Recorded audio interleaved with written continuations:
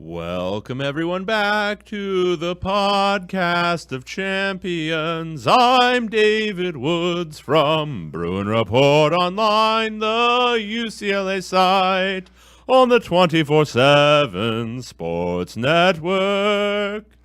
That's a really good one because I don't think I'm going to sing. Why not? You don't want that. I'm Ryan Abraham from USCFootball.com, the USC site on the 24/7 Sports Network. And that's why you don't want me to sing. Together, we make the podcast of champions talking all things Pac-12, soon to be Pac-2 football. We should just do a Pac-2 podcast, like just Oregon State, Washington. Fuck everyone else. That would be awesome. We are just in deep on Oregon State and Washington State. Yeah, we're going to talk about that in a little bit.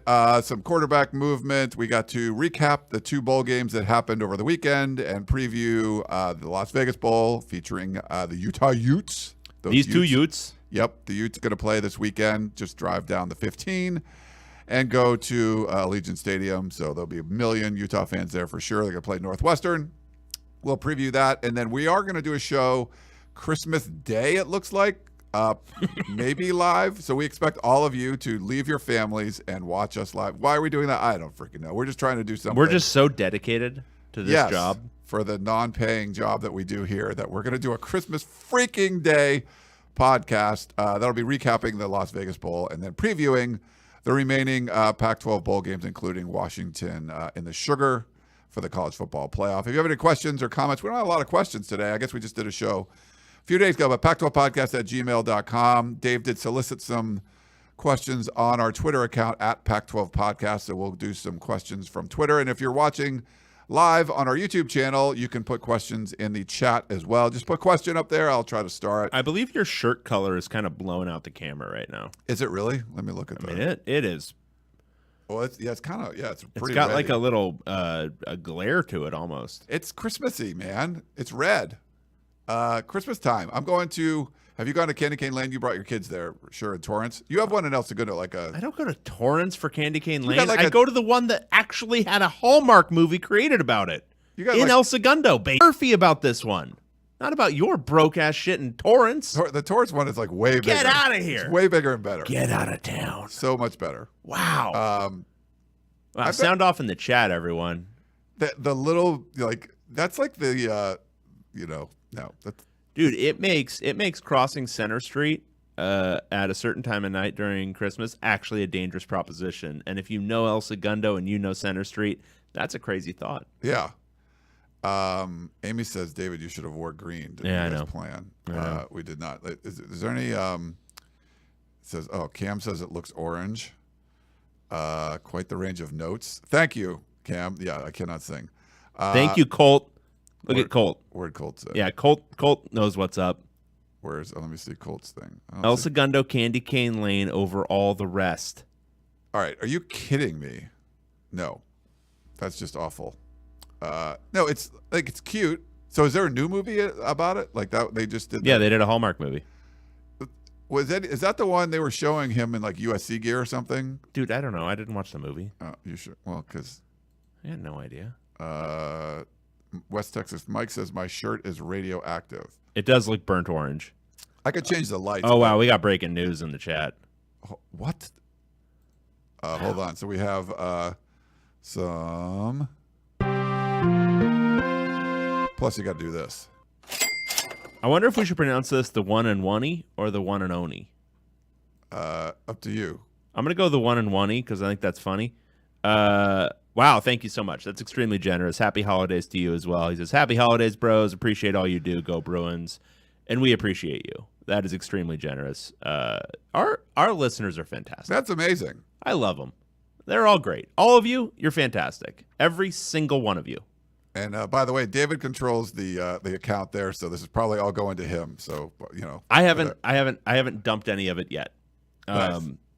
I still need to set up the account that it pays to. Oh well, good.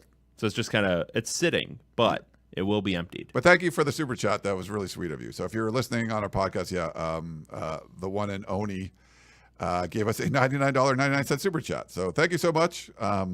That's awesome. Happy holidays to you. Great stuff.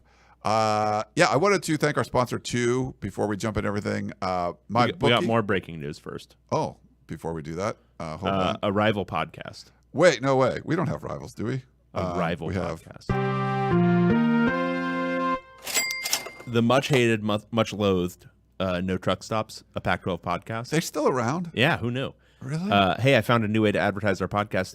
They have also contributed to the super chat. Thank you very much. If you'd like some more Pac-12 content in your life, and if you'd like basketball talk, please head on over to the No Truck Stops, a Pac-12 podcast, where between 2 and about 7 co-hosts regularly like 15 regularly talk about Pac-12 items, right.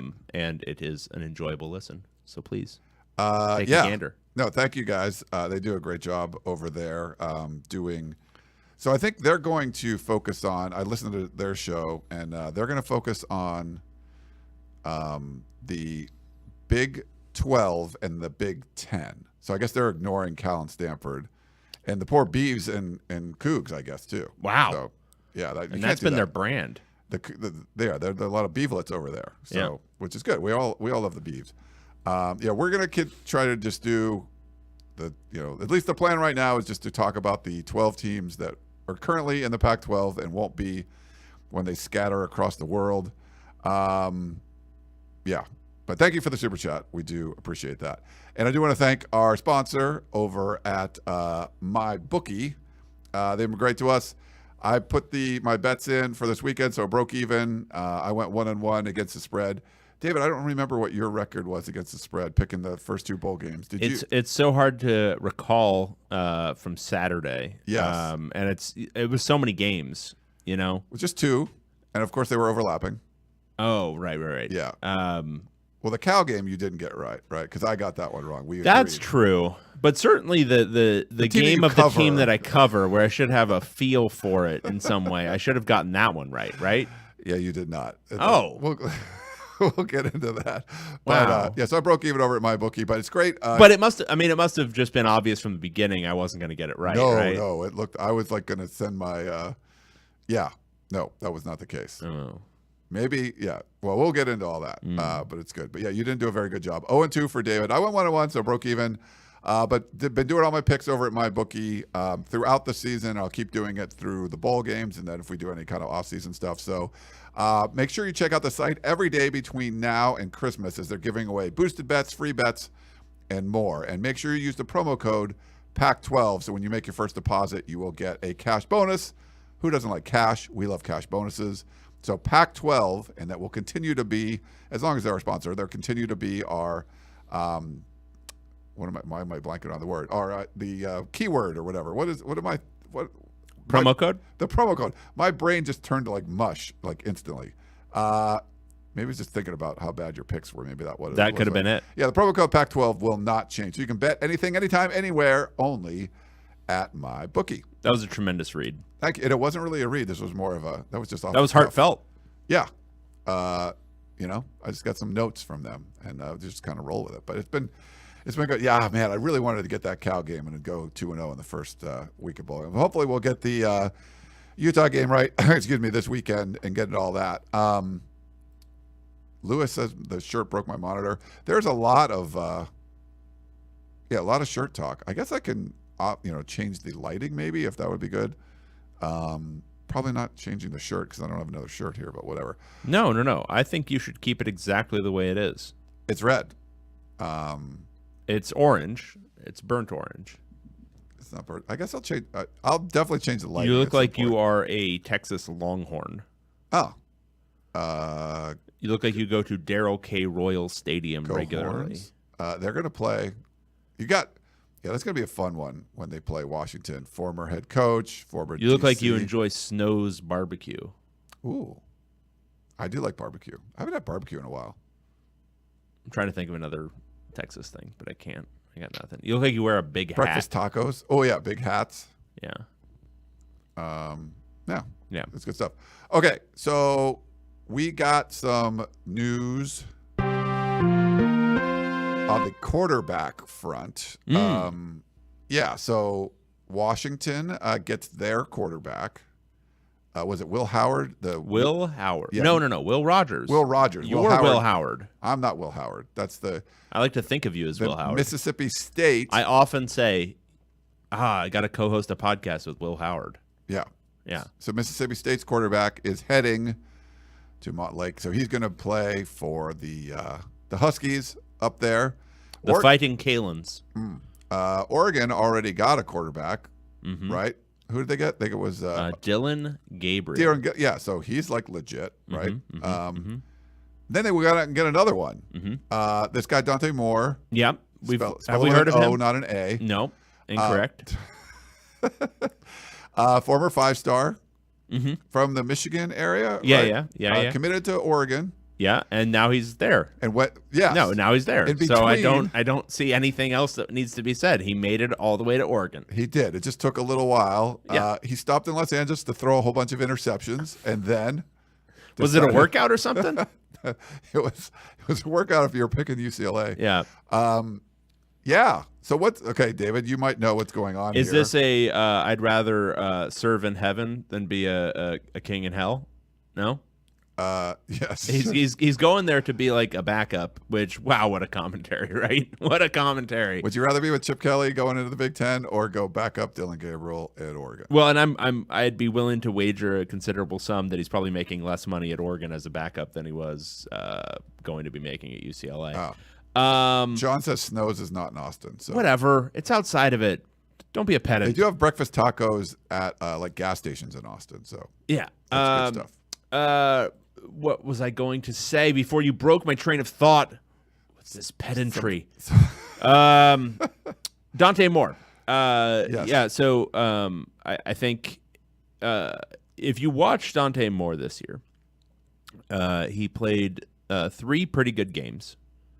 And then he began to struggle, and you could see the confidence, his desire to play, his desire to continue behind this offensive line seep out of him like a slowly deflating balloon to the point where, like, when he came out there against Cal, it was like he looked like he wanted to be anywhere else but on the field playing in that game.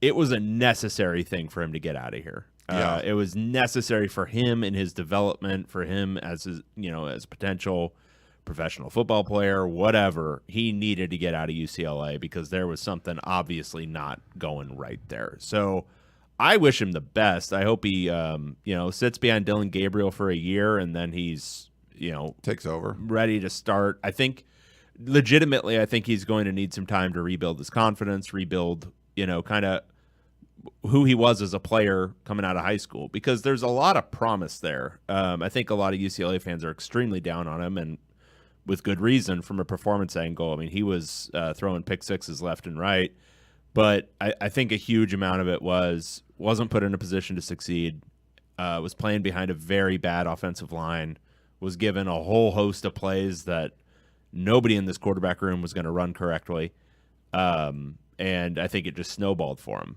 And I think there was, the fact that he was, getting a heavy amount of NIL, and nobody else on UCLA's roster was getting a heavy amount of NIL, or, they were getting some, but not at his level. I don't think it led to like a lot of supportive stuff either. Like, I think there was expectations. There's expectations on you if you're getting that kind of thing. Right. I think Yeah.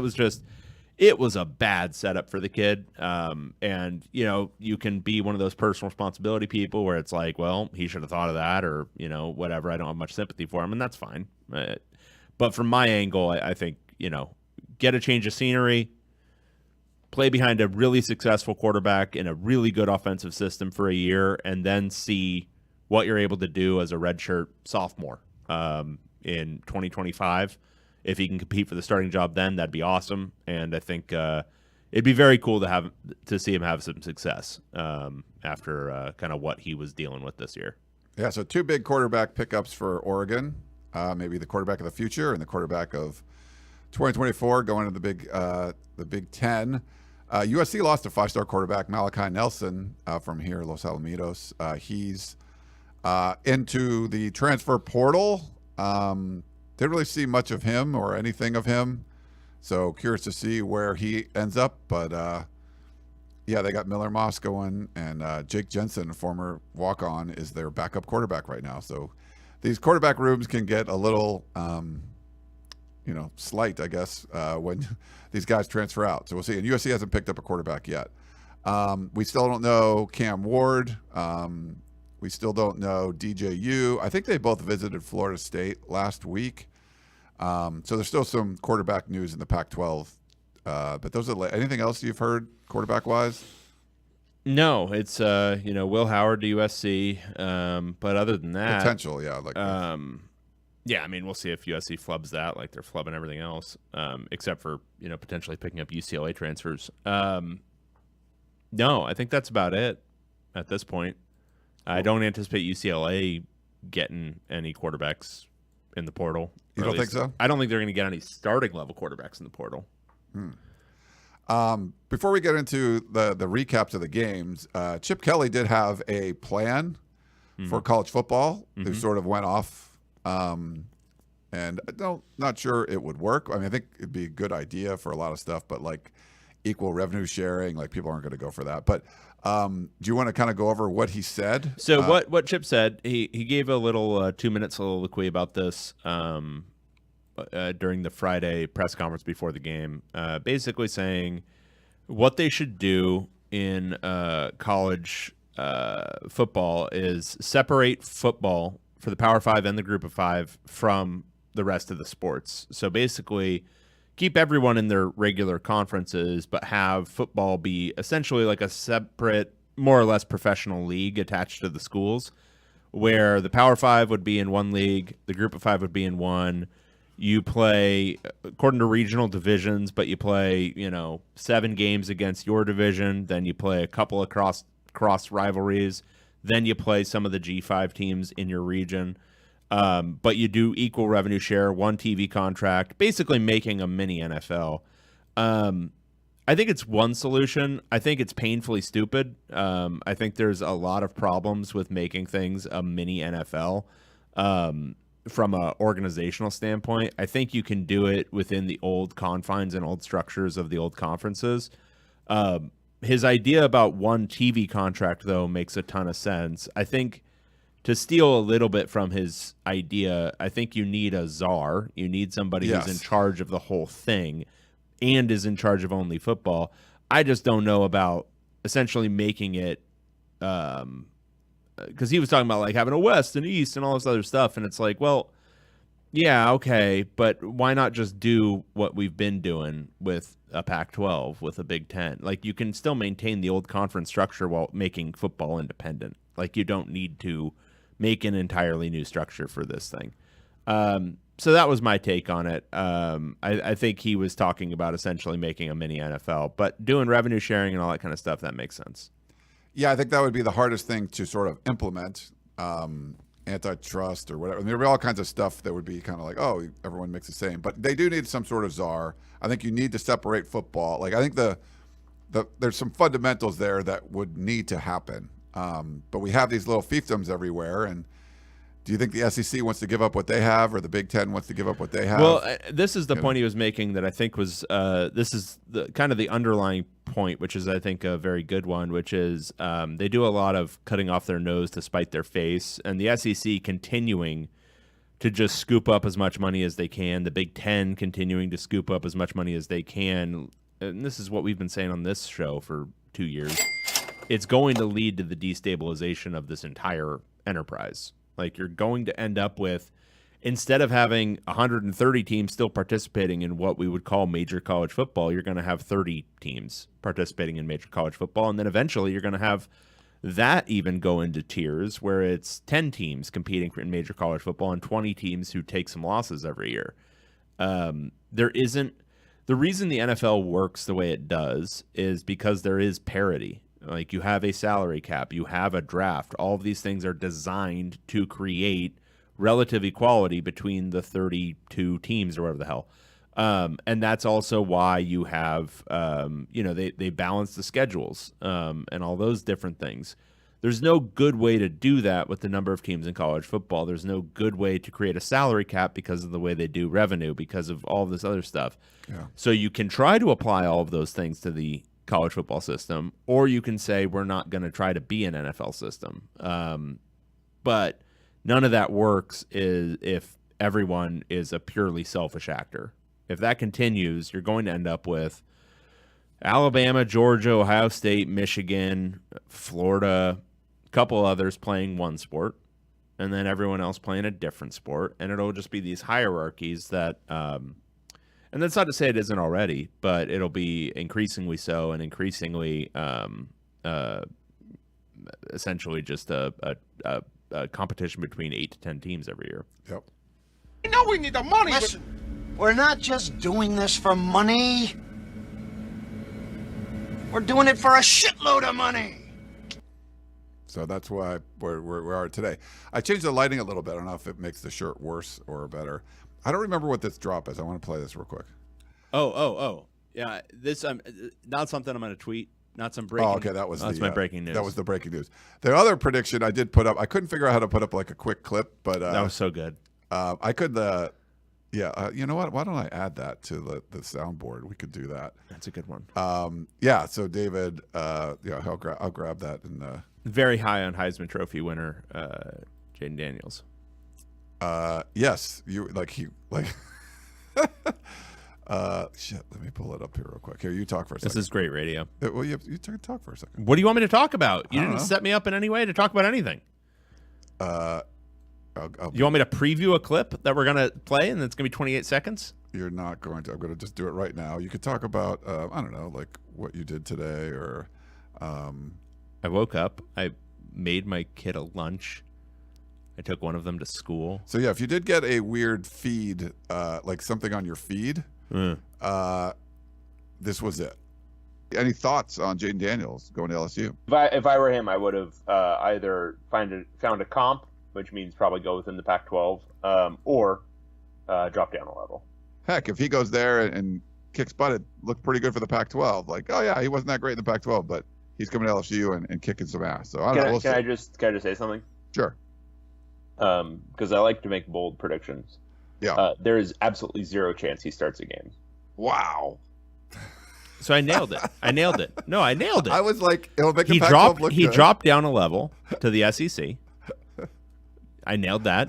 And 2, he never again started a game at ASU. I don't know. Frankly, I don't know what you're talking about. So good. And the fact that I was like, hey, if he kicks ass there, it looks good for the Pac-12 that he couldn't hang at ASU, but he could like win a Heisman at LSU. So yeah. I feel like I was on that a little better. He dropped down a level, and he never again started a game at ASU. Frankly, beautiful analysis. But your other prediction was right, because you said Colorado was going to leave, right? Was that the other one? Maybe. Yeah, I think that was the one I had on the board there. So good stuff. John Wilner, right before we went out, has a story. Make sure you go check him out over at the hotline. But apparently, so I'll read you the beginning of it. It says, according to the only authority that truly matters, the Pac-12 is now the Pac-2. Washington State and Oregon State were given control of the conference's governing board Friday through a momentous display of inaction by the Washington Supreme Court. The justices declined to review a lower court's preliminary injunction that established WSU and OSU as the only board members and lifted a stay that was preventing the two schools from taking action to secure the future of the conference. As of right now, a source after the ruling from Olympia, there are 2 board members in the Pac-12. So that's where we are right now. It is the Pac-2. Apparently, the control of that $420 million is what, the other 10 schools are worried about. They've already withheld this distribution for, the winter one or whatever it is. And I think a lot of the reasons are the liability of the lawsuits that you could potentially be, so everyone leaves, and then the Pac-12 or the Pac-2 would still be on the hook for those liabilities. And so a lot kind of going on there, but it looks like Washington State, Oregon State have control. And, beautiful. That's where we are. As it should be. But as it always should have been. Wilner's got more details in there. Any thoughts on that? Are you good No. with it? All right. Well, why don't we do our Pac-12 Roundup. Yeah, because we got to talk about 2 bowl games that happened. Over the weekend, like I said, I went 1-1 on my picks against the spread. David had the offer. Good for him. So I'm only 2 behind you now. Yeah, which seems like I've had an interesting stretch here. you've had a rough finish. It was like the opposite of UCLA's bowl game. You started off Yeah. in Fuego, and now you are absolute. Hold on, let me see. You are Ferocious. Yeah. They're gonna be ass. yeah, Yep. you were ass. Yeah. Okay, first bowl Huge ass. game. Oh, I forgot that part. I feel like I have to do it justice. So we're gonna. They're gonna be ass. Huge ass. I think it was West Texas Mike that cut that one up for us. That's a So good thank one. you. Yeah. Cool. Okay, so we have the Los Angeles Bowl, presented by Gronk, and we had. UCLA Bruins. Yeah, they were taking on the Boise State Broncos. Yeah. UCLA won 35-22. It was 16-7 at halftime. Boise State. Colin Schleich started the game. What I understood, I reported this before the game. What I understood was Ethan Garbers was a late scratch, just didn't quite feel ready to go. That was confirmed post game. Colin Schleich has arms, right? Like I'm not sure I've seen. He him has use them, arms. but I've only seen the legs part. They just don't know where they don't know how to work right. And so sometimes they go in the right place, sometimes they go in the wrong place, and the ball flies hard, very hard. He throws it extremely hard. I assume just- they practice the throwing and. Yeah. I Or mean, does he just run the whole time? he throws. In practice. Yeah. Okay. I think his goal is to see if he can fit a ball literally through the chest of a defender. Oh, okay. Like, can I throw it hard enough that I kill that guy and get the ball completed to my intended target? Who's behind the defender? And it hasn't Yeah. worked yet, Okay. but in the fullness of time, who knows? But he wasn't able to go Kalima with a football in this game. Instead, he had a couple of really nice runs that set up touchdowns, but then got hurt on the second of them, which is in the third quarter. And Ethan Garbers, who scratched himself pregame, said, "You know what? I'm going to do this. I'm going to do this for my team, the whole thing," and led a massive comeback. They scored 28 unanswered after halftime before Boise State scored 6 towards the end. It was a really, really impressive showing from Ethan Garbers. They rediscovered that J. Michael Sturdivant is very fast and can catch bombs downfield, and he caught a couple. They rediscovered Kyle Ford, big, strong guy. You can throw possession balls to him, and he's going to come down with them. That was cool. T.J. Harden had a nice day running the ball. Carson Steele was unavailable. So it was a nice showing. Defensively, they looked like a struggle fest in the first half. A lot of bad tackling. But they knuckled up in the second half, started playing aggressively against the run, and that shut down Boise State, which was running a true freshman at quarterback out there. And he looked like a true freshman who'd never thrown a college pass before this game, and that indeed is what he was. This is so. I mean, you hate like the cliche of like a tale of two halves or whatever, but it literally was like UCLA players looked like they were hungover. It was like the early morning fishing trip in Cabo. And you're out drinking till 4 a.m. You got to be at the deck at. It was like a 5:30. Vegas Bowl. It was insane. Yeah. Like, it did not look like they wanted to be there. Boise State was just running all over them. Like no tackling. It was always like 2nd and 2. Schlee had that one really nice run, and the good thing is like Boise State was like floundering in the red zone, so they were kicking field goals. And if they were scoring touchdowns there, I don't think UCLA can make the comeback. So. At least the defense, UCLA didn't have the defensive coordinator. So who was calling the defensive plays? Ikaika Malloy, their defensive line coach. Okay. But they were like within striking distance. But if you looked at what was happening, you're like, this is a dead patient. No, no way they looked dead in the water. Yes. And the Ethan Garbers spark that he provided in the third quarter was everything just suddenly he was like Joe Montana. flipped on it. Yeah, no, it completely flipped. And I will say this. Boise State came out, Bush Hamden is their offensive coordinator. We remember him from his Washington days. Oh, yeah. Painfully stupid. Like they came out and the second so half. the first half they're just running it, Yes. and they're running it into stacked boxes and still getting like 7-8 yards of pop. They come out throwing in the second half with their true freshman quarterback who had never thrown a college pass before this game and wasn't like tearing With it the up lead. and wasn't tearing it up in the first half. No. And he's like, you know what? I'm gonna zig when they're thinking I'm gonna zag, and lost all momentum. They went 3 and out, I think, on like 3 or 4 of their first possessions in the second half. Yeah, the thing that was like when I was watching the first half, I'm like, okay, this is no, because I took UCLA -4. Actually, by the time I bet it on my bookie, it was like -5.5. So like I was getting a little worse. It was, but the line was going up like more for UCLA, and you're like, well, Vegas didn't know what they're talking about because Boise State is just pushing them around. There was I think UCLA had a good chance to get a stop. It might have been near midfield, and it was 3rd and 15, and they literally ran it up the middle for like 16 yards at a first down, and I'm just like, I'm screwed. There's no way, because I was like, come on, this is not going to, this isn't going to work. But Garbers, it's like, how the hell does Garbers not? Did Chip Kelly say anything about it, or was just what you guys were reporting? What was going on there? What I literally just told you at the I know, beginning but of the like, show. did He talked about it after the game, and he talked said he was a late scratch in the morning. Okay. Yeah. But, no, I know you had said that. You had reported that before the game. And then I said on this very show, play the tape, everyone, that he talked about it post game. Okay. Yeah. But like, to go from a dude that can't throw the ball to someone that was slinging it and just like finding open receivers, like, oh, it's great to see Sturdivant. It's great to see Kyle Ford like make plays. Like, what the hell were you doing in the first half? Like, literally didn't look Not like just in the first half. What were you doing in the previous 11 games? Like, what the hell? J. Michael Sturdivant had, I think it was, I looked this up after the game, 278 yards in the first and last games of the season, and in the 11 games in between, he had like 300. Wow. Total. What are you doing? What is this? And the thing is, like, He was good at Cal. People were saying, like, oh, well, he was getting more time to throw. And it's like, the touchdown bomb, he threw it when, like, J. Mike was, like, 5 yards off the line of scrimmage. Like, he just tossed that thing up. Like, it's like, what are we talking about? Yeah. Just throw bombs, dude. Shit's easy. So what's Garber's like year-wise? Is he going to? He's got another year. Is he going to stay? I would be surprised if he didn't at this point. Okay. Yeah, because it's like he looks like he's the dude. Like every time, oh, Dante Moore. Nope, Garbers comes in way better.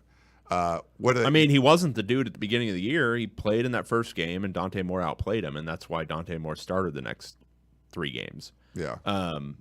But once he got his confidence, I think if you watch this game, what stood out to me was that Garbers looked completely relaxed, completely no pressure, completely like, what the hell? Let's just throw it up there and see what happens. And the end result was, one of the better offensive performances of the season. Yeah.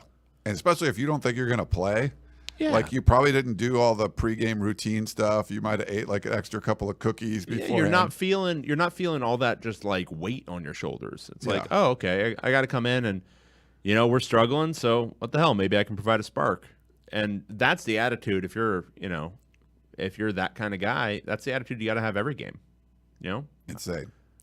All right. Well, UCLA gets the bowl win for the Pac-12, the final year of the Pac-12. Could the Bay Area schools do the same? Next up, we have California Golden Bears. The sturdy Golden Bear was not so sturdy in the less than sturdy from the opening kickoff. Not so sturdy. The sturdy Golden Bear lost by 20 to Texas Tech, but on the opening kickoff, their kicker slipped as he was kicking it off. Still got remarkable distance. It went further than I thought it would. Yeah, remarkable distance. And then Texas Tech returned it. They think they've got a big opportunity, but they fumble on their own 25. And who recovers it? The sturdy Golden Bears. The slippy kicker. Oh, the kicker did. Yeah. And then Cal scores then. The next play. Next play. Yeah. So there was one offensive play after Cal kicked off, and that offensive play was by Cal, and it went for a touchdown. 7-0. Correct. Boom. It's like a riddle. Like, how does a team kick off, never play any defense, and score on offense? And it's the only play in the game. Yeah. Anyway, from that point on, more or less. Cal's offense was a shit show, I think that's fair. That's the technical term. They scored one more touchdown, and then they never scored again. The offense looked like complete horrendous ass in the absence of Jake Spavital. The offensive line. They're going to be ass. Huge ass. Yeah.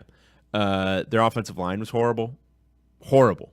Absolutely horrible. And Texas Tech, like, they just kind of kept, like, pouring it on a little bit. And Cal just looked awful. Fernando Mendoza played pretty bad game. He threw 3 picks. They went 3 and out a ton in the second half. Turned it over on downs a couple of times. I think there was a fumble. Yeah, it was just a horrendous offensive football game. Their high point was literally their kicker slipping and then recovering a fumble. Yeah, it was 14 all. I think it was 14-7 Cal. And Texas Tech scores the next 27 points. Not good. I think, Cal couldn't run the ball, which is a problem. Jaden Ott was too busy recording trolling videos. I guess that, yeah, he's coming back.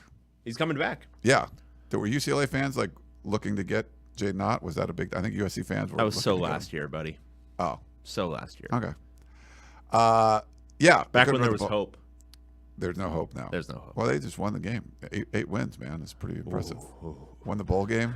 I haven't threatened it in a long time, but I will jump over that table. I'll knock over all your equipment, and I will strangle you.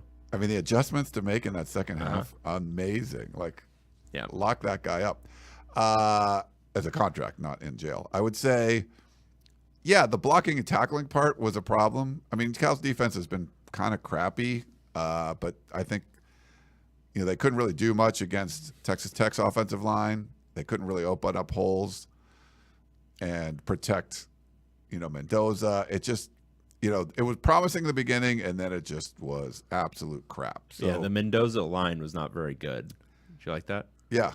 Yeah. That's good. Mendoza's line? Yes. Yeah. It was below average. Like it a 200. Poor. Like 200. Yeah. Yeah. So yeah, that's it was an unfortunate. We both thought Cal. What were we getting? How many points were we getting on this one? We got 3 points. We both were on Cal. Thought that they would come out and they were 3-game winning streak. Thought they'd continue that and play well. Start off fine and then just looked very, very bad. But we've seen Cal look very bad in certain games and then sort of play up in other games. 6 and 7, but getting the 6 wins this year, I don't think a lot of people thought that was going to happen. No, nobody thought it would happen. Not even heading into the final game of the season, but magically they did. But somehow they did. Yeah, somehow. So they get this weird Independence Bowl game, and Texas Tech cleans their clock. So not good, Cal. But all right. Anything else on those games? Good God, no. 1-1 in bowl play for the Pac-12. We got one bowl game coming up this weekend. And like I said, we're going to do a show like on Christmas to recap the aforementioned game that we're about to talk about and then preview the remaining Pac-12 bowl games. But this weekend, you get to watch, if you're in Vegas, you can check out in person this team. Utah Utes. The Utah Utes, these 2 Utes are playing in the Las Vegas Bowl at 4:30 p.m. on ABC. Another ABC game, yeah. Against the Northwestern Wildcats. Pretty good. Utah is a 6.5 point favorite in this game. Last I checked, I don't know if it's updated, but yeah. No, that's what I've got. Okay.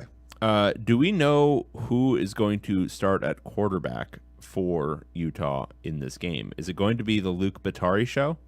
I don't know. Bryson Barnes is in the portal, but he said, I think he said, I'm not going to leave them hanging was the most recent thing. He wants to finish out the game with his guys. Okay. I think it'll be Bryson Barnes. All right. That helps. That helps, right? Theoretically. Amy says, go Utes, I'll be there. Yeah. Amy, please give us some information because of, She said yeah, Pig Farmer. Pig Is Farmer. Pig Farmer starting, Amy? Yeah, we Is think that the Pig case? Farmer. I'm going to just make sure I speak everyone's language here. Pig Farmer. Pig Farmer, starting at quarterback. Northwestern's a very bad football team. Bad program. They fired their coach this year. They did. Well, to start the beginning of the season before it even. Yeah. They play a disgusting brand of football. How did they finish with 7 wins? Let's go through this. They lost to Rutgers. They beat UTEP. They lost to Duke. They beat Minnesota. They lost badly to Penn State. They beat Howard, some guy named Howard. They just beat the shit out of him. Actually, they didn't beat the shit out of him. It was a close contest with Howard. It was like a bar fight or something. Like they must were have drinking. been. They lost to PBRs. Nebraska. They lost to Nebraska 17-9. They beat Maryland. They lost to Iowa. Maryland's big. Like Maryland's. They not beat good. Wisconsin. They beat Purdue. They beat Illinois. They have not beaten a single good goddamn team this year. Just a bunch of shit they've played. Utah's a good team. I'm gonna take Utah. Really? 6.5. Okay. Yeah. Northwestern. I don't know a thing about you, but you look like dog shit. Okay. Now, not just to go against you. Yeah, they beat Howard by 3. I mean, some guy named Howard. He's tough. That's my favorite joke on this show, and I can't say it without laughing. And it's so stupid. All right. So here's what's going on. So Pat Fitzgerald, long tenured coach, all the preseason controversy gets canned. It's like a really weird thing. They promote David Braun to be their coach, right? What are you talking about? Why do you have Northwestern information? What is this? I do research. Why? Yeah. Because I'm like 2 games away, so now I'm able to figure out what's going on.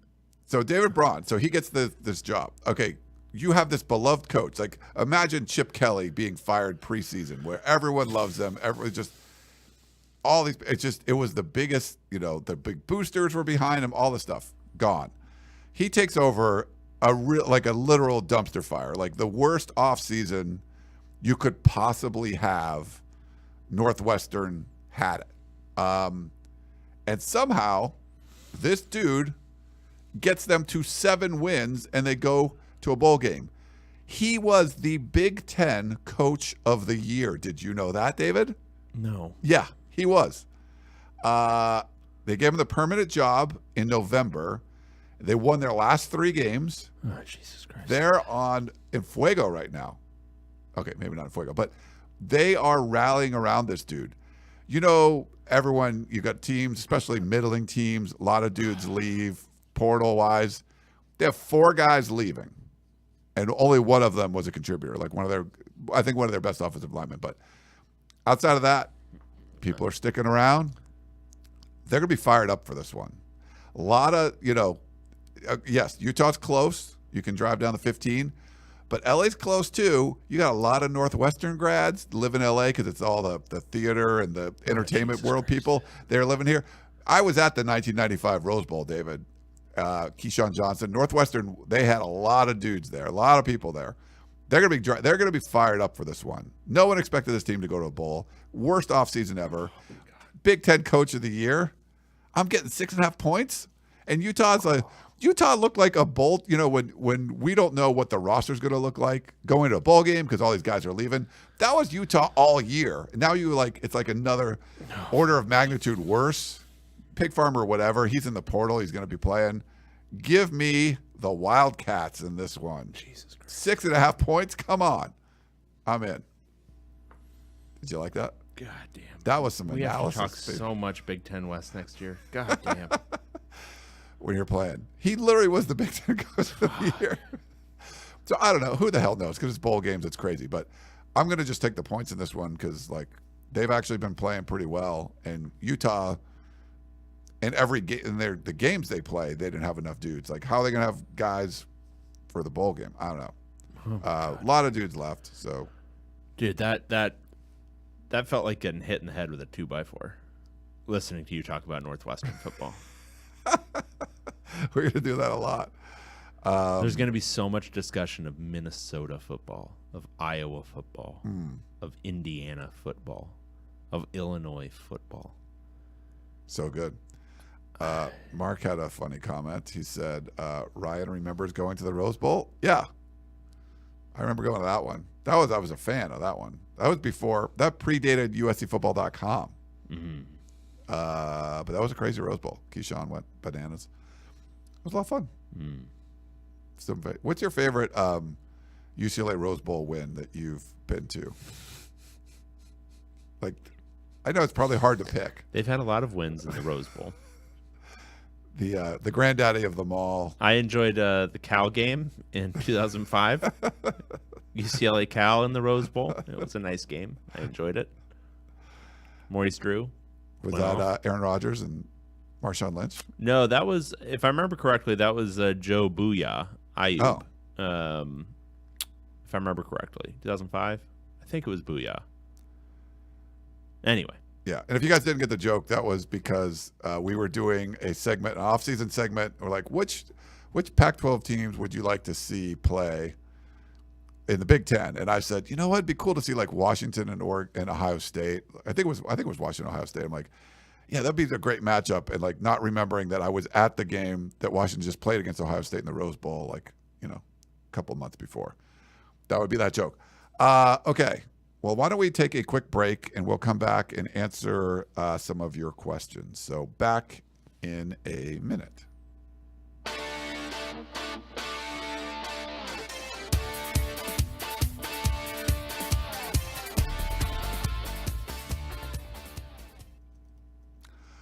All right, we're back here on the podcast of champions. You know what we do? We talk about champions. We talk about Pac-12 football. We take championship level questions from. We have great listeners, great audience. Championship level questions. You clearly have nothing to do today. You're just like, no, let's expand on Northwestern football for 5 minutes. I had to make the pick. Oh my God. Share my knowledge. Drop some knowledge bombs on the Wildcats. We've got an email question. Okay. Well, I'm going to put up Colt thing, and you can do the email question afterward. Colt in the chat said, UCLA took more deep shots and was more aggressive against Boise State with throws. With I guess they've done that more than their last 6 or 7 games. Is that indicative of things to come, or is that because Boise State's secondary was so bad? I don't think it's indicative of things to come. That hasn't been a feature of Chip Kelly's offense since he's been there. They attack the middle of the field with tight ends and slots, and I would imagine that will continue. I think it was a function of Boise State not having a great scout on UCLA, so they were doing a lot of man coverage on the outside, maybe more than they saw in Pac-12 play. And also, I just think it was a little bit of them doing something different when Garbers came in. That was kind of a fresh start for them because Schleek probably can't hit those throws. So they're thinking, okay, well, based on what they've been running, they've been trying to attack our run game because of Schlee and the run game. So let's take some shots outside, and it worked. Yeah. So I think it was more a function of in-game adjustment and, Boise not having a great scout on who to cover for UCLA because they basically went 11 straight games without targeting their best receiver. Plus having a quarterback with arms is good. Try naming all the ACC is a fun one. That's from Bobby B. So Jim D said first, can Dave name all of the – oh, crap, that pulled up the wrong one. Can Dave name all the teams in the Big Ten? All right. Oregon, Washington, USC, UCLA. So that's 4 of the 18, right? Yes. Or is that 4 of the 20? How many are there now? 18. 18. So that's 4 of the 18. Then you have Rutgers, Maryland. Yep. Who else? There's nobody else in there, right? That's Ohio State, Michigan. Yes. So I'm at 10. There's only 10 left, right? There's 8 left. Wait, no, I said 8, so there's 10 left, right? You said I'm at 10. Yeah, so I've got 10 left. Okay. Penn State, Illinois, Mm-hmm. Indiana, Mm-hmm. Northwestern, Yes. Wisconsin, Yes. Minnesota, Yes. Iowa, Yes. Nebraska. Yes. Is that it? Purdue. Purdue. That I wasn't keeping track. Why weren't you keeping track? Did I miss anyone?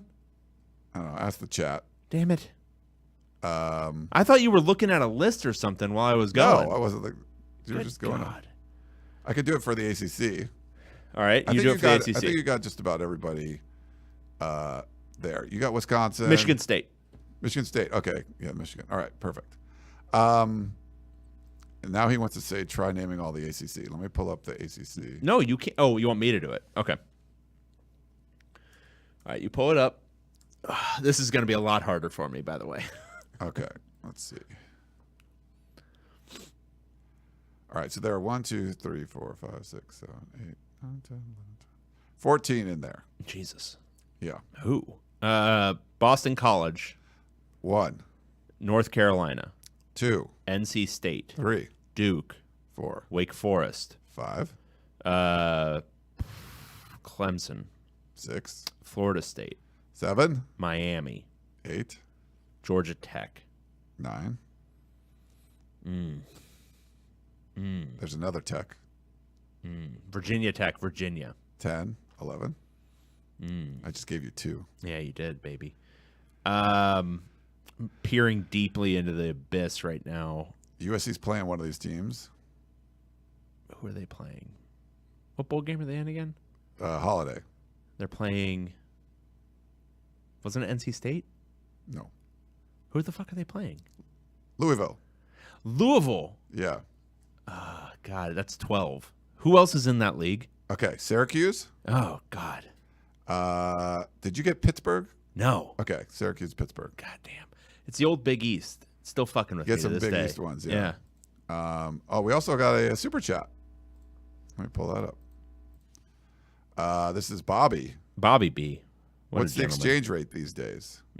Yeah. This feels like a almost 2x West Texas Mike. Oh. Is what it is. Nice. But thank you, Bobby B. You are a gent. Okay.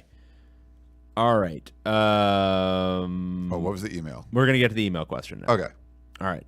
This is from Jaron from Vancouver. Go Dogs. Hey guys, the POC is an above replacement level podcast that likely will find a home in the podcast transfer portal, but unsure how much NIL money you're actually going to get. I listened though, and typically don't hate that I listened. I hope I will still get to hear you all in whatever version of this exists in the future. Also, I am so glad UCLA is keeping Chip.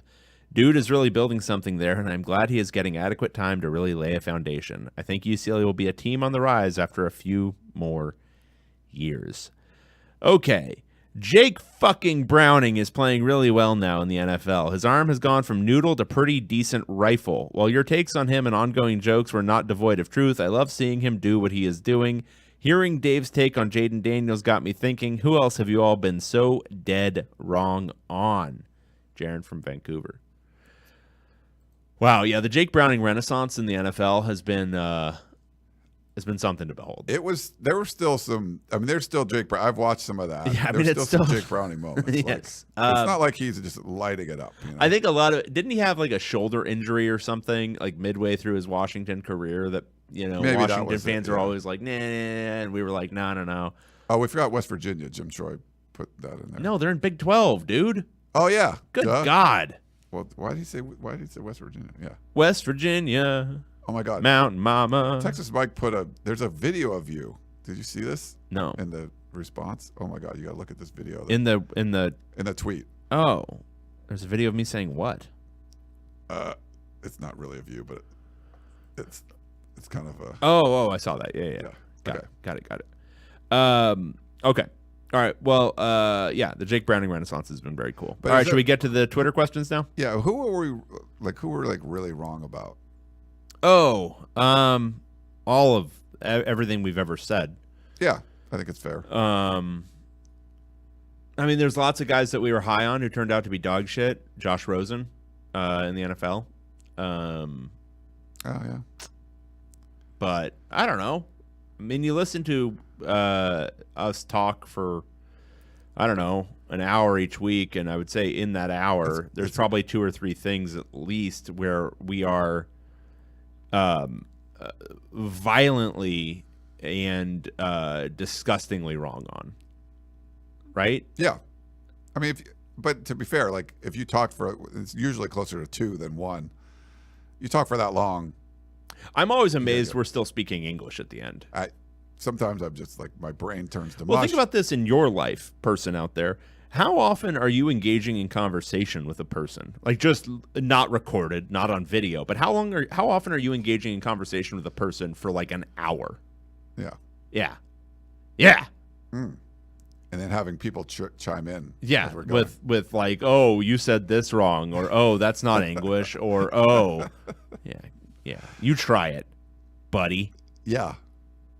All right. Should we go? Let's do some Twitter ones. Yeah, please. All right. Okay, I'll start with Chris. Where's that one? It's top for me. I don't know. I'm looking on my personal account, so it's people who I follow or follow me. Anyway. Okay. Number 1, punctuation and capitalization in tweets. Overrated? Ryan doesn't think so, but that's because he's got an old head. I think so. I'm a punctuation person. I try. Yeah, he's probably one who punctuates his texts. I do. Yeah. Freak. Very overrated. In fact, it's like the lingua franca of the entire internet is no punctuation, no capitalization. None of this. Really? No gods, no masters. 2, Wayne Cook, UCLA, he added him, is much more positive on UCLA football than you guys are. Who's right? I am. I'm positive on UCLA football. As I just got finished saying, I'm always right. Never say a wrong thing. I mean, Wayne Cook does have UCLA in his Twitter handle. Yeah, Wayne has a job to do, and so do I. His job involves him getting paid by UCLA. So, and that's not to say that somebody can't be an honest actor talking about something that they get paid by. I mean, a lot of people do, and I think Wayne's really good at his job. But he said a bunch of stuff recently about the state of the program that is hard to prove in any real way. Gotcha. And some might call it propaganda. Who knows? 3, the Daily Podcast did a piece on CTE and teenagers today. Should we eliminate full contact from youth football? Well, this is a fun little topic.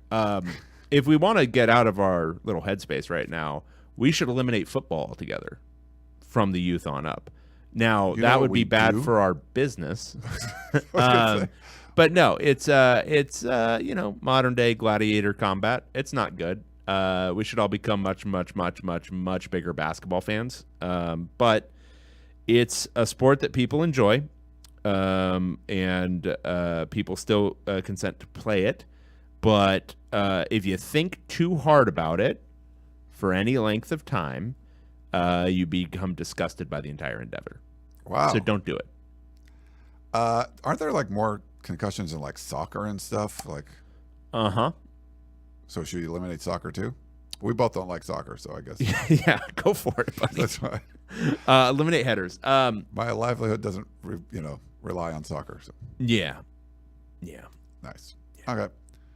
Do you have anything else in that one or no? Oh, and 4, Dante Duck, but I already spoke about that. Gotcha. Okay. We did have a super chat. This is weird. I don't know. It's like 4 West Texas mics. He says 4 West Texas mics for David to sing "Here We Go, Here We Go" like his doppelganger.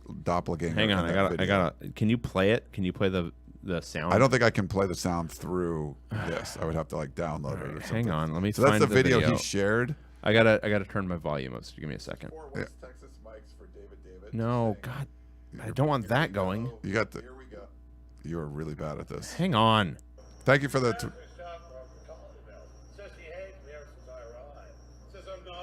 Where in the video is this? Here we go.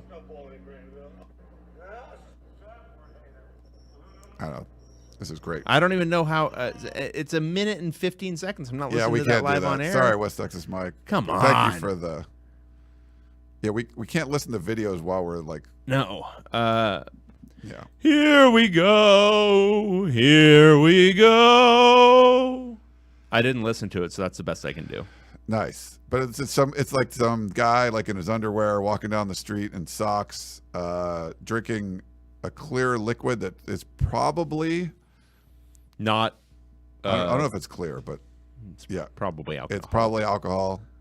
He has a beard similar to David's beard, so I don't know. What are you gonna do? All right, you gonna do the next Yeah, one? Shane has one. We're only a couple weeks away from the highly anticipated, quote, Podcast of Champions postseason top 10 poll, an arbitrary poll written by me that rewards neither best nor most deserving. Are there any POC contributors you think warrant a place on this year's season end poll?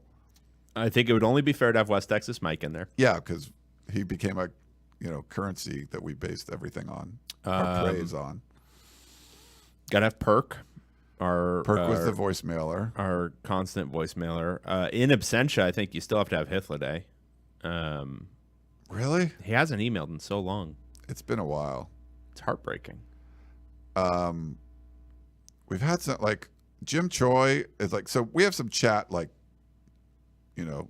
just people that are just great in the chat. Jim Choi, Yep. Amy. Colt Bush. Colt Bush has been great. Amy has been great in the chat since she discovered that YouTube exists. So I think at some point, and we've had a couple, like the super chats, like the one in Oni, like, and we've had some other big super chats. There was who was the $100 one from last week? Do you remember? Why are you putting me on the spot? I don't know. I just remember who it was, but like, yeah, the major super chat people, I think we got to have included Go too. discover who those were again, please. And We should have kept a list. That would have been polite. we could probably look on. I think it might be in the analytics. Yeah. Everyone's saying Zodiac Killer. Yeah, Obviously, Zodiac Killer. And who's the other funny voicemail? Oh, Alan in St. Louis. Yes, he's been amazing too. Yeah. So anyone else you guys want? Yeah, sound off in the chat, and we'll name some more at the end. But we love you all. Yeah. Uh, I mean, Shane, of course. There are He's many amazing. of you who post things. You're all great. Andrew, who gives us the schedule things. Oh my God, yeah. And I ran into him in Vegas. He never asks any fucking questions anymore. No. He doesn't send us eye charts to diagram on camera. Oh no, I didn't run into him. Matthew, who helps, Matthew. who runs the poll. Yeah, I ran into him in Vegas for, what was it? He was there. Yeah, he was there for the Pac-12 championship game. So I ran into him in one of the casinos, Park MGM. So it was good to see him. Frank in Sacramento, who's never asked a question, only provided statements. Cam says, "What about the stoned guy from Arizona?" I don't remember him. John from Brea. Yeah, we got a lot of good nominations. Shane, your job is not going to be easy. It's not easy this year. No. Chad, UCLA Maltese, asks, who wins in a spelling bee between all current Pac-12 coaches, and why is it Kenny Dillingham? I don't think Dillingham would win. Oh, he's got big spelling bee energy. I don't know if he wins, but he's got the energy of a spelling bee champ. Yeah. He would over-prepare. L. Yeah, and he would hyperventilate and actually mess up because he says the wrong letter because That's what I was thinking. it sounds fucked up in his mouth because he's like breathing too hard. And he's like, "No, I didn't say L. I said A." That's what I'm thinking. That he might just like, He might break down under pressure or just go off the handle and just kind of like, yeah. You know, Kyle Whittingham, I would say him suddenly being an analytics guy makes me think his brain has odd powers that, maybe he can spell like crazy. Old guys, I think, actually have an advantage here over the young guys because young people don't know how to spell anymore. Right. Because you don't have to. autocorrect and all that kind of stuff. Like Dan Lanning and Kenny Dillingham are probably eliminated from the jump. Jim Choi says Chip Kelly wins. Chip would probably be good. He'd probably be pretty good. David Shaw would win, right, if he was still around. David Shaw would be a good speller. Yeah. Jonathan Smith, the departed Jonathan Smith. I think he'd be good. He'd probably be a good speller. Kalen DeBoer, I don't think he can spell. I think he can probably spell maybe 100 words, 120 words, tops. He has a mind fully dedicated to winning football games. I bet you Coach Prime won spelling bees when he was young or something. He feels like Coach Prime. So like from a he's just good at everything. Competitor standpoint, I think he'd be really good at it because he would just over prepare. Yes, he would be studying the dictionary. Jed Fish, I think it'd be good. He'd be pretty good. Yeah. Lincoln Riley, again, 150 words tops. It's all football. It just, yeah. Not a lot of spelling bees in Muleshoe, Texas, or whatever. Yeah, no. Okay. Yeah. Okay, I think there's like a high. There's like I think the Pac-12 generally impresses me as a good spelling coach league. Generally, Okay. Yeah. But I would say probably my pick. Honestly, if I had to pick one, it's probably Chip. I'd probably go with Chip too. Yeah. Jay from Thessalonica. Pick a new Big Ten rival for Jay from Thessalonica. Is that what you? Sure, whatever. I just God. glanced at it. What is it? Thessalonica. It's Jason Tafari is the Twitter account. Pick a new Big 12 rival, a Big 10 rival for the West Coast 4. He says USC's is obviously Iowa. I don't know if that's obvious, Wait, but so sure. what was the question? Sorry. A Big 10 rival Okay. for the West Coast 4. So Oregon is. who should Oregon be? Wisconsin? No. Okay. No, it would have to be one of the top tier. Wisconsin's up there. No, they're not. Okay. You have a lot to learn about the Big 10. No, they're not. You're insane. It's got to be one of Michigan, Ohio State, or Penn State. You think? Yeah. Okay. So, which one? So Washington, I think, is Michigan. That's the one that makes sense. They rhyme together. Then I think Oregon would be Penn State. And USC gets Ohio State, They're- but USC is much more the Penn State of late. But that's just the tradition of those. I Oregon gets Ohio State, USC gets Penn State. think. Okay. Yeah. And who's UCLA get? UCLA gets Rutgers. Nebraska No, Rutgers. or Wisconsin? Or Maryland. Okay. Yeah. Or maybe Indiana. All right. Maybe Purdue. Maybe Illinois.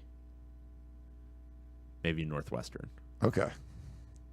All right. What's the next question? But certainly not anyone good. You want a question? Is that what you want? Yes. Okay. I can do it. All right. Next up from I can talk about Matthew, Northwestern more if you want. MC DeCoste. Do you ever get a kick out of how some fans seem to think any kid their school is interested in had better commit, or else their school is washed and can never recruit again? There's definitely a lot of narratives when it comes to, it's like you can just write down, like, it's like Mad Libs or like, oh, this guy left, this guy's in the portal. If you're a doom and gloomer, it's like, oh, we suck, we're never going to be good again, and the player could have never even played it down. Or you could be like, oh, he was terrible, the coaches, he was a cancer in the locker room, and that's why he's gone. So I think depends on your point of view. You have like the same thing, and then every player you get, if you're the doom and gloomer, you're like, oh, he was bad here, it's not going to matter, they need a lineman anyway, this sucks. Or, oh my God, we're going to win a national championship now because this guy's the piece that we needed, So I think there's it depends on what your point of view is, if you're the pessimistic fan or the optimistic fan, and then you sort of have like a template that you would do for every guy that leaves or comes. Is that fair? Yeah, I mean, I think it's just fan brain. Yeah. There's a lot of fan brain going on with recruiting. But I mean, I think some of it is like there's situations like UCLA just missed on 2 San Diego State offensive linemen, a Colorado State DB. Like they're missing on Mountain West targets, which I mean, I think that is a commentary at some level. Well, you're like not a lot going of guys after them on purpose because it's Mountain West. UCLA's shooting higher, so that's positive, right? and a lot of them are going out of region, and it's just like, what is that? That's a commentary on recruiting staff. It's also a commentary on NIL. It's a commentary on a lot of things associated with your school that are not good or pleasant. And I think it's fair to take that as such in many respects. Yeah. But there's also situations where, like, you're throwing your hat in the ring, and this is true of schools that are actually recruiting and trying hard. You'll throw your hat in the ring with like a 5-star, and it's a 5-star. They've got a lot of different reasons for going different places, and they've got attention from a lot of different schools recruiting them hard. I mean, UCLA is going after guys who are going to West Virginia instead. What does that mean? Not good. Not positive. Or going to play for Billy Napier in Florida, where he goes 5-7 every year. Nice. Igor Smash tweeted in, will Washington beat Texas, and why is the answer yes? because they beat them last year in the bowl game. The preview, we will go into this. That'll be next week on Christmas Day. Yeah. Spend your Christmas with us. Yes. Ich heiße Bill. Yep. Re-rank the top coaches in the Pac-12 after your bad attempt earlier in the season. So funny you referenced that. Neither of us remember it under any circumstance. I don't remember ever doing that. Yeah. I mean, were you going to put DeBoer 1? You had Lincoln Riley 1, and I argued with you that Kalen DeBoer should be 1, and you poo-pooed the entire idea. Well, now it's clear. Yeah, and it was clear then, and I made that clear to you, and you're like, come on. That was your expression. That's a good one. Oh, wait, I thought you didn't remember. That's the only part I remember. Okay. Kalen DeBoer, number 1. Are you going to go Whittingham? Or what's... I'll probably go Wiley Kittingham. Okay. Next. After that, Jonathan Smith is gone now. Right. So he doesn't. And it's hard if you're going to say, like, did you, this year, like, you'd have... Jed the Fish? Like, if you're just talking about what the year they had, like, then, yeah, you can rank that. But it's like, if you were talking overall resume... Well, we could project ahead, too. I mean, Jed the Fish is gone 1-11, 5-7, now 9-3. I mean, that's a trajectory right there. But I'm not going to make him number 3. I would put Chip Kelly 3, I think. Or maybe 2. Maybe behind DeBoer. Do you like this? Lincoln Riley, number 3. You're going to do that? Then Jed the Fish. Okay. Then I'm going to go Dion. Oh, okay. It's more commentary on what else is out there. Troy Taylor. You're missing the Fiesta Bowl participant. Who? Oregon. Oh, Dan Lanning. I thought we'd already mentioned him. No. I'll go Dan Lanning 3rd or 4th. Okay. So push everyone else back. Okay. Yeah, he'll be ahead of Lincoln Riley. Okay. Landanning ahead of... Where's Chip going for it? Chip's 8th or 9th. Okay. Ahead of a bunch of guys who we don't know. Like Oregon State's guy, we don't know. Jake Dickert kind of sucks, right? Yeah. We're pretty clear on that now. Justin Wilcox sucks fully. Yeah. And then Kenny Dillingham somewhere in the like 7th, 8th, 9th range. Okay. Yeah. I like that. I puke Oregon Gorello. Who's your early favorite for the Pac-12 in 2024? I like Oregon State. Yeah, I think Oregon State. If he's talking Pac-2, Oregon State for sure. Yeah. I know they lost the head-to-head to Washington State last year, but I like Oregon State to come out there and really beat that ass. Yeah. Bobby, where is it better to come in second in every recruiting battle so you can get a handful of those players when they inevitably transfer a year later? It depends on the reason you came in second. If you were second because you had a lot less NIL money, but you were a better fit in a lot of ways, you know what's going to happen in a year when they transfer? You're going to have a lot less NIL money than the person pursuing them the hardest. Yeah.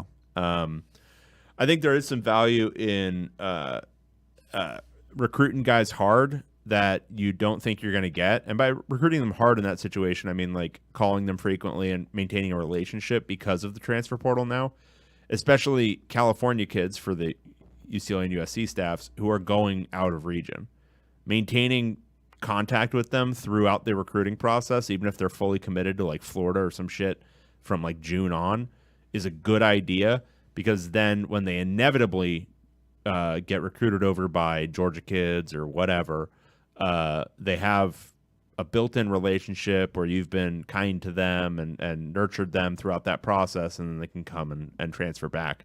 That stuff matters, but it's more with like bounce backs who struggle. I think with the guys who are like transferring out, who are just looking for another payday, which is the main reason you transfer out of a place. Yeah, I don't think you're going to be there for the payday either. Yeah. Jim had a comment. Washington State has more players staying and ranked way higher in the 247 recruiting rankings. So, yeah, Oregon State did lose a lot, more than, but you kind of like their trajectory or whatever. C-Boy Fisher, hypothetical for Dave. If Dion told Martin Jarmon, that's UCLA's athletic director, if you don't know, talking to you, David, I'll be available. I'll be available next year. So if Deion said I'll be available next year, would it be worth keeping Chip for one more season to get Deion? No. Just keep him anyway. No, so the problem with that line of thinking is this like magical idea that like you can sacrifice this for this payoff later with something like your enjoyment of your leisure activity, your enjoyment of your hobby is like, what are we talking about? Like, what is the thing we're discussing here? Because you only get so many years of like doing the things you enjoy doing, paying attention to these things. And it's like, you're not making like a sacrifice in your job to like, I don't know, make a little bit more money later. You're doing like an apprenticeship or whatever. It's like, this is what I would do in my leisure time. So yeah, I'll eat a 4-8 season so that maybe Deion Sanders comes and like drops the entire roster and brings in an entirely new one that will take a few years to gel. Like what the... No, the right time to fire your failed head coach is today, and that's always going to be true.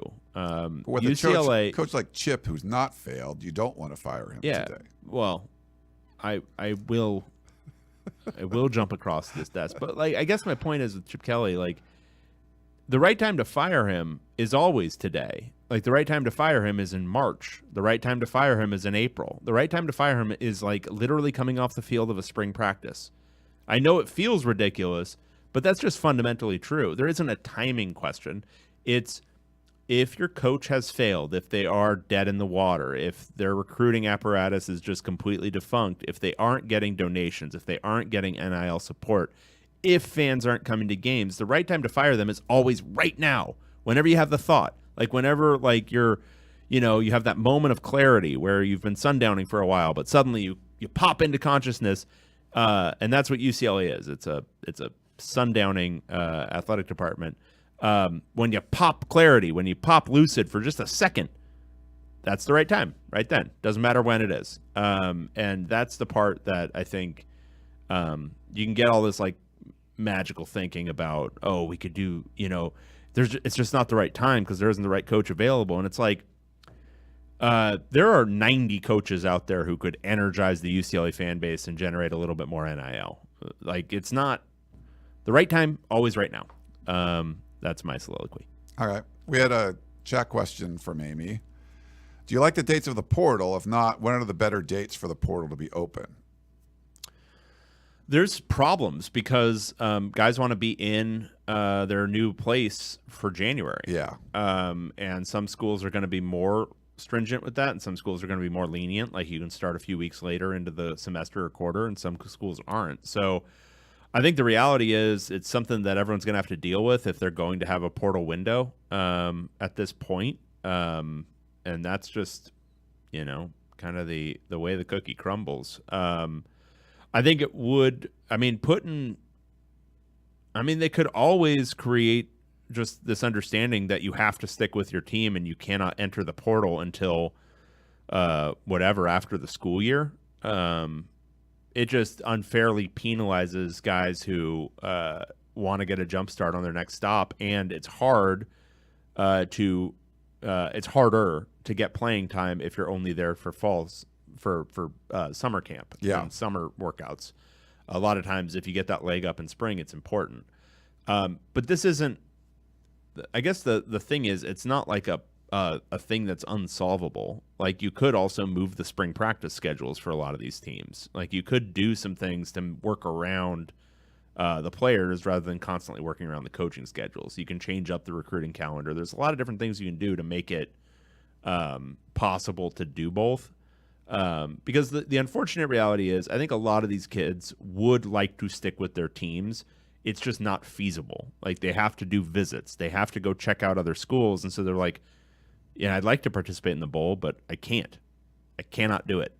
And there's opt-outs. There's guys who are like, I want to prepare for the NFL draft and all that kind of stuff. But I think a lot of times, like I know some of these UCLA guys who are going, like they would have liked to have stuck it out but the way the bowl game schedule was, they had to play on the 16th and they had to do visits that whole time. So how are you going to practice? Yeah. So anyway, all of that is kind of a tough issue to crack, and I don't see them changing the portal window. I could see signing day moving. That's what I want to see. I can't see the portal window changing. I think the portal window's okay. I'd rather see signing day go back to February. And maybe if you want an early thing, you could do like That's just selfishness on your part, though. a July, August. There's too much going on right now. Way too much going on right now. Signing day is tomorrow. Yeah. Like, what the hell? It's stupid. It's so dumb. Yeah. Okay. Adam Spain says if players are getting paid to play, essentially shouldn't they have to play in their team's bowl games or forfeit essentially a portion of the NIL for not playing all the games? So there's a big misconception that all players are getting paid like some substantial amount. They're not. Yeah. And a lot of guys aren't getting paid really at all besides the like extra stipend they get from the school. So a lot of times what you're talking about is penalizing guys who are not getting money. So there's this idea that this has professionalized all athletes at the college level. I would love to see some numbers on it, but my understanding of the UCLA roster is like I don't think even over half of them are getting really much of anything. Like they're getting little bonuses here and there, but like from a what you're thinking of as the numbers, like they're getting like a year's salary of like say 50 grand or more. Most guys aren't getting that. By far, most guys are not getting that. So, they're not professionals, and they shouldn't be treated that way. That would be poor treatment. Cycling Ute 22. What's one thing you could say about each program that would absolutely infuriate their fan base? That might be tough to do. That'd be tough to do. Is there anything pop into your mind? Like for like Oregon, it would be like the 0 national championship thing. Like that's the 0 on your helmet. USC would be some kind of living in the past thing. UCLA could be keeping chip, or it's a basketball school. What would Utah be? Something about BYU being better or something? I don't know. Yeah, I don't know. It'd just be annoying stuff about rivalries. I mean, I think I think for USC, it's all about I think they're at minimum the third best program entering the Big Ten this year. Like I think at minimum they're the third best new team entering the Big Ten. This year. They might be fourth because UCLA with Chip Kelly running the show, like he's got to be number 1, right? That was a great rejoinder. Yeah, that was really nice. Thanks. Yeah, you sold that well. All right. This is next up. Tails the Cat 79. What kind of law would David have studied if he went to law school? Ooh. So this is where I always got tripped up. Tails the Cat. Is that thinking about any of the law made me want to do anything other than go to law school. Like the idea of going to law school as a 22-year-old when I was 21-year-old, actually, when I took the LSAT for the first time was there's a lot of money involved that you can make. And, my parents were a mailman and a waitress. So my understanding of like professions was basically like something from a Richard Scarry novel. Like you could be a doctor, a lawyer, a teacher, that sort of stuff. Yeah. So it wasn't like, oh, I could be this type of engineer or whatever. So it's like, oh, lawyer. Yeah, that's one of the jobs that makes the money, right? So it was like that. But then I had friends who went to law school because I took a victory lap. I had a very good friend who went to the University of Chicago Law School. Oh. It's a very good law school. I think it's very good, yeah. Top 5. And she discussed it as maybe the most miserable experience. Like 1L especially, the first year of law school. And that was just like, oh, no, I don't want to do that. Because I've shared on this show, I wasn't a great student. By which I mean I didn't go to class regularly after my first year. And I actually stopped buying the books after my second year. So I would attempt to pass classes having neither read the books nor attended class. But you were smart, so you could get by. I was subject to dismissal at one point. I found myself at one point, and this was probably the lowest point of my scholastic career, reading the Amazon book reviews of a textbook I was supposed to have read to determine how to write the paper based on the textbook I was supposed to have read. Okay. So anyway, law school and I would not have been a good fit at that point of my time. No. Yeah. I don't think we have any more. Do you see more? Or? Igor Smash says, why did UCLA decide to score 21 in the third? And how would you like to reimburse me following your lead on picking Boise? Cash, Venmo, Cash App? Well, that would be David because I picked UCLA. So, yeah. So you can, if you want to Venmo me, Igor, for your mistake, you could do that too. Jeff Jacana, I think is how you pronounce that. He has an important question. Oh. Can you do a deep dive into the etymology of, quote, motherfucker? So etymology, do you know what etymology is? Yeah, so we're like where the origin of the word. Word origin. Yeah. So motherfucker.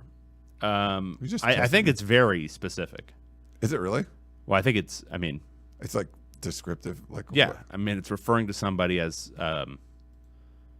somebody who fucks their mother, right? It's like the Oedipal thing going on or whatever. That seems pretty demeaning. Yeah. Right? Their own mother or any mother. The word dates back at least to the late 19th century. In an 1889 Texas murder case, a witness testified that the victim had called the defendant a goddamned motherfucking bastardly son of a bitch shortly before his death. Wow. Yeah. It's a lot more recent than I would have thought. That feels like one that would have come from like Shakespearean times, right? This is more like, but no, late modern. 1800s, Yeah. just motherfucker. There is an interesting thing where like certain cultures, most of their swears are like religious swears. Okay. Some are very shit-oriented swears, and then some are very sexual-oriented swears. Okay. I think in English we kind of hit them all. We have and a good variety. I've got a very I've got an expansive swearing vocabulary, and also like time honored, and like I am not religious, but I drop some heavy Jesus Christs a lot of times.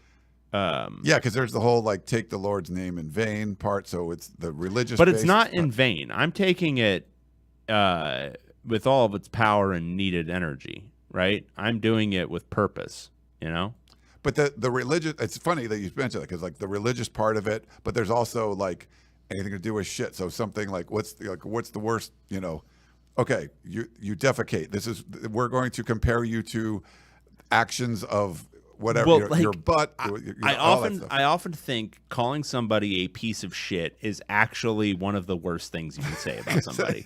Like you're saying you are not just a piece of trash. You're not just like garbage. You are a piece of bodily waste that comes out of a person. Yeah. Like you are a piece of shit. This is what we don't need to keep going. Like you've eaten something, and this is what you don't need to. Yeah. No, you are waste. Life. You are waste. Yeah. You are a waste of a pile of bacteria has chomped my food, and you are what is left. You piece of shit. There was a funny Rick and Morty that they went in to like get a cleanse, and the toxins that were taken out become like. They were like two people, so there was like Rick and Morty, like all the toxins gone, and then the Rick and Morty with the toxins. So they were like the terrible. Yeah. So it was kind of funny. Like, and they're in this tank, and they were trying to come out, and they had to merge back together. It was pretty good. But there was like the shittiest parts of you became this other entity. Yeah. Jesus Christ, you motherfucking piece of shit. It's a good one. It's pretty good. 1800s, like that's probably the high water mark for swearing in this country, I would say, whenever that court hearing. Yeah. Yeah. I wonder if like people not liking, so obviously people have like religious reasons for not liking the religious swear words. Like they've got their rules and stuff. Well, if you say like Jesus Christ, you're like, are you taking the Lord's name in vain? So that would be. Yeah, but what does that even mean? So like, no, but what does that even mean? Like think about what that means. I mean, you're like I'm not doing a prayer right now. I mean, I kind of am. It's a very angry one, but it is. I mean, yeah. I think there's like you're supposed to be praising Jesus, Yeah. Maybe not asking for that car you want for Christmas, but certainly not. But like when I say, not saying it in a when way I that's say- like, this when is the worst thing that's ever happened. I'm but- going to invoke. but hang on. But when I say God damn it, right? What am I saying? It's. I mean, I think that's one that would be in the category of. Yeah, but what am I Take the saying? I'm Lord's name in vain. saying, homie, can you take care of this situation right here? Like, shit's fucked up. Yeah. Help out. Like, I mean, I'm sorry if it's not like, We're sorry you know, about I this think shit. it's actually a very succinct way of asking for the same sort of help. But I wonder about this. So obviously that makes people, you know, and probably people are getting pissed off right now. But there's that piece. But then there's like, okay, but why are the like vulgarisms like so frowned upon too? You know, we're not like,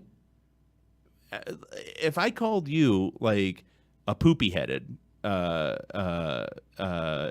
deviant, right? Nobody would say, "Oh, that's vulgar," right?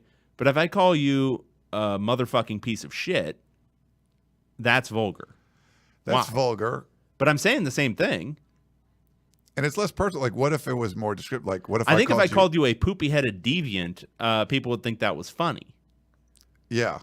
One of my buddies, we used to call each other kid toucher. Like, that's like, so that's kind of a hey, Yeah. kid toucher. I don't know.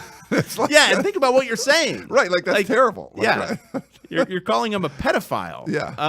And it's just like, you know, I think people just what I think it is really people don't like angry speech. They just don't want angry words, Yeah. and that's it. Like, But I like how you put it there, the categories. It's like the religious based ones, the defecation ones, Yeah. and then the just sexual ones. yeah, it's bodily humor, sexual humor, and then religious humor. And it's but like I think it comes down to people just don't want angry tone. Yeah. Like I think that's mostly what it is, and then they come up with all these other reasons for why. But it's just like if my kid says fuck, but it's like in a cute way, it's not a big deal. But if they say fuck, it's like, oh, that doesn't sound very nice. No, I don't like, yeah. Yeah, and I wonder how much of it just comes down to tone and usage. Dion doesn't swear. Who gives a shit? I know. West Texas Mike. People in Texas like to call others, quote, that little shit ass. Yeah, shit ass is great. a If good you one. watched Reservation Dogs, it's a great. Reservoir Dogs? No. So it's a play on that. It's Okay. Reservation Dogs. It's about a bunch of kids who are on a Native American reservation, American Indian. What are we doing now? What's the thing now? Is it American Indian? Native Americans? Whatever. Whatever the thing is, that's the thing I'm saying. But they're on a reservation, and it's about like, you know, coming of age kind of stuff. But they, it's very, very like steeped in the vernacular of like a reservation, and they're just constantly calling everyone a shit ass.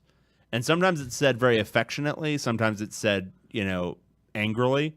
Like there's some people, like, I'm not them, but like who like, oh, my little fuckers, like talking about like their kids or whatever, and it's said affectionately. Yeah. Or you call your dog a fucked up name, and it's just like, you know, it's all about tone. It's all tone. But there's also, and you know, being in formerly in a marriage with a Southerner, like there's different ways you can do it too. It's like, bless her heart, like could mean like fuck you. Yeah. Like you're a piece of shit. Yeah. Like something like that. Like there would be ways to like, you're doing it like you're like but you're not abiding by the spirit of the rules, but you're following the rules, but not the spirit Right. of the, you know, by saying something that it sounds very sweet, but you basically mean like, you know, hope you drive off a cliff and die. Yeah, I like sincerity in speech.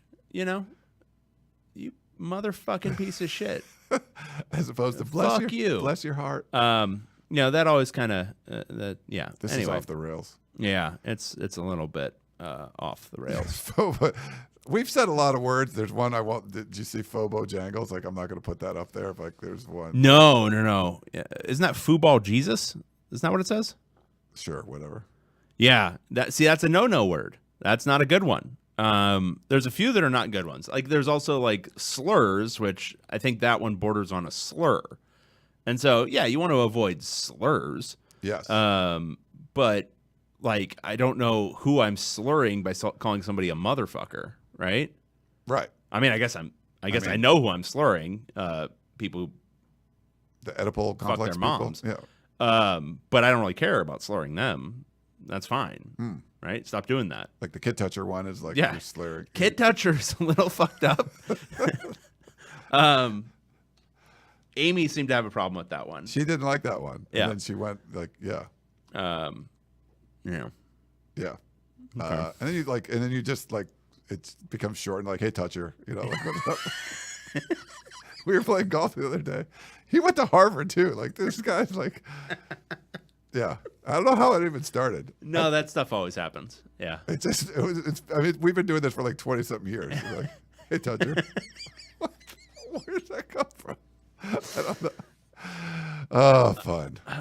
And he has like, yeah. I mean, I was there for the birth of his babies and stuff. Okay. Did you hold the kid? Yeah, for sure. So were you a? I was the kid toucher there. Yeah. I have a picture. He sent me the other day. I think they're like in high school now. They're like teenagers now. But like he sent me a picture. Like, oh, when I was, he had twins to start. So like I think I had one at a time. I didn't do both. But yeah. All right. Well, yeah, I don't know what the fuck. Like this is off the rails. A lot of swearing. A lot of like this is not even Disney princess stuff. But like etymology of motherfucker. Like I didn't even see that on the tweet. But did you just make that up? No, it was in the hidden replies because it included the word motherfucker. But I'm always one to go into the hidden replies. You start with there. Mm-hmm. Very nice. Yeah. On the X. Sometimes it's just Elon Musk having done such great things to the website. It's just some like bot porn star replying to you. I get those sometimes too. Yeah. But sometimes it's real things. Right. Yeah. Okay. Cool. Well, I guess it's going to wrap things up. Ho, ho, ho. Merry Christmas to all. Happy Hanukkah, Kwanzaa, whatever you celebrate. Hope you enjoy the holidays. We will be broadcasting on Christmas. At least that's the plan. I haven't told my family that. I'm sure they'll love that. I will be back. You're going to be here. I'll be back east in the D.C. area where my sister abides and my niece and my parents are going to come down from Massachusetts. So I will be probably in their like basement with a microphone and talking to all you guys about Pac-12 football on Christmas freaking day. That's what we're going to do. We'll probably be drunk. Oh, hopefully. Well, Yeah. not. So I'll be later than you. Yeah, so you'll probably be drunk. Yeah, I think we'll be doing that. Sweet. Okay. Well, anything else, David? Do we have to? I think we should just go. I think that's about it. I think we're it's- good. I think we went hour and 40 minutes. Happy holidays to you out there. We talked about 3 games. Mm-hmm. Hour and 40 minutes. We didn't have any. We had one email question. I'm pretty hungry for lunch. Need to go to the grocery store. Nice.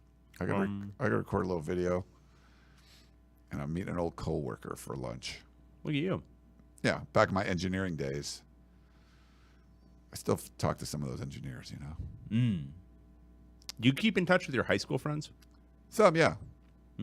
Facebook's good for a lot of that stuff because, like, that's the age. Like, you might not, but a lot of those people kind of got onto Facebook when young people were doing Facebook, and then young people Continued. stopped doing Facebook, and they just kind of kept using it.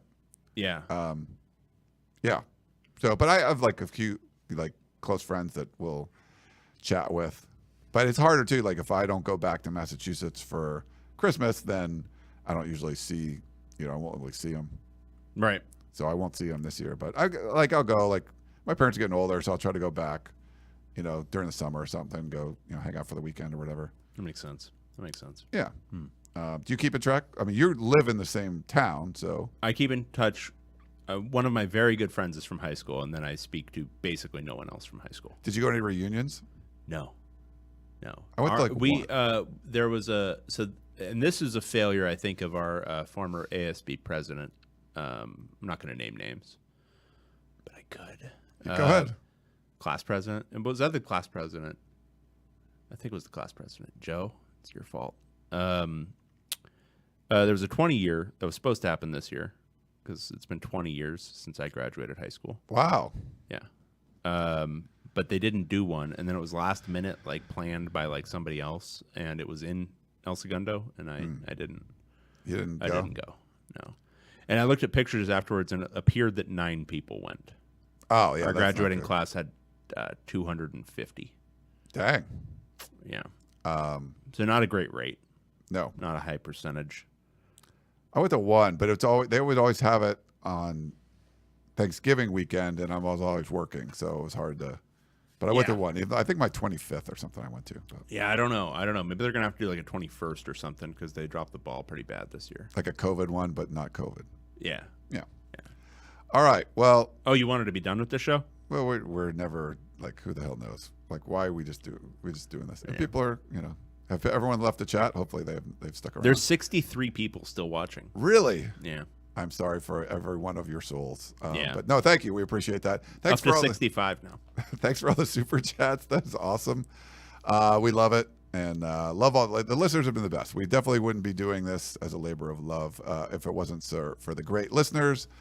I don't even look. Did we do any? I forgot about the reviews. Did we get any reviews? Because those are always funny. We can do that next time. But we got a couple. Yeah, we'll do it next time. Oh, okay. You don't want to do it right now? Do you want to? No, it's fine. Yeah, we'll do it next time. Because the reviews are always great. There's always like funny reviews and stuff. So there'll be Christmas Day reviews. That'll be presents for us. Looking at our little presents for 5-star reviews on Christmas. Okay. Thank you so much for tuning in. That is David Woods. I am Ryan Abraham. Hope you enjoyed the show, and we will talk to you next time. Goodbye.